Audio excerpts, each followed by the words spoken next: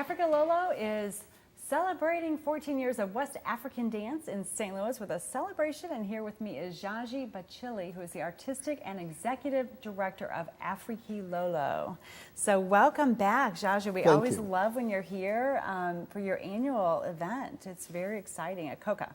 Yes. All right, so coming up on May 20th. Correct. Yeah, so this is a big show this year, and you've got some special guests. Yes, right? This is a big show, and this is a 1 hour and a half show. Beautiful colors. So we have, Ibianka. He's an international artist from Nigeria who won a contest organized by the UN. Over 6D artists. This guy won. He was the best. So he goes around, England to give a workshop to present his painting in Paris. So he's here in US. So he's going to be part of the show. So we're going to show the relationship between painting and dancing, because dancing is expressing yourself. Painting is also expressing yourself. So he's going to come with the painting, right? Yes, yes. And present that, and then the show is based on, is an interpretation of his painting, is that right? Exactly. So okay. the story of the painting will be also expressing body language. So you're going to see the painting and the dancers on stage too. And how many African dancers are there?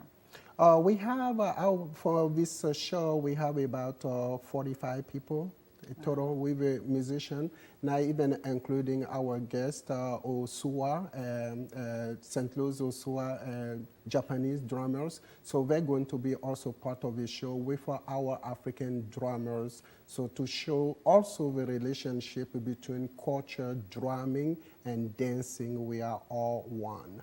Right, so percussion is something that is enjoyable for everyone. Yes. And we know Stomp, for instance, the show that travels across the U.S., is all about percussion, and particularly Japanese. Am I correct on that? Yeah. Okay. Yeah. So is this the first time that you've brought in the Japanese drummers? This is the second time, actually. The first time it was fantastic, and people are always asking. We already like when those two different cultures come together, Africa and Asia, who will think about that? So, but it's amazing once they are together, you feel like, wow, there is no difference between culture, and you see the music coming together.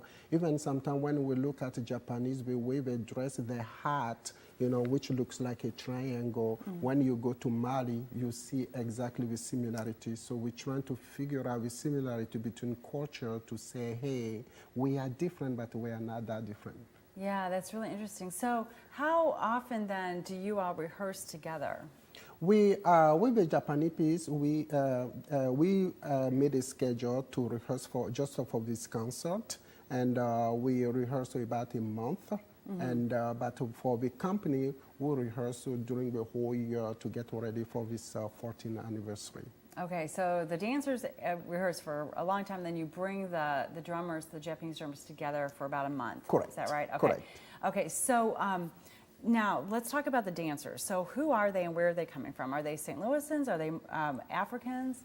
Well, we have dancers. The fact I've been in St. Louis for many years now, I will say about 17 years.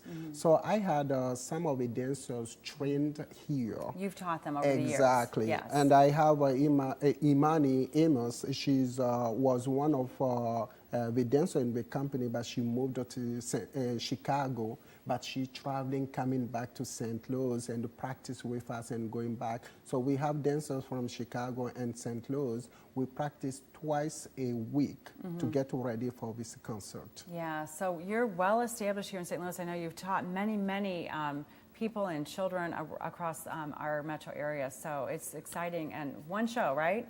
Yes, we have one show. Yeah, and it sells out, so get your tickets now. Yes, exactly. Right. To learn more about Afriky Lolo, visit afrikylolo.org. Stay with us at STL Live. There's more right after this.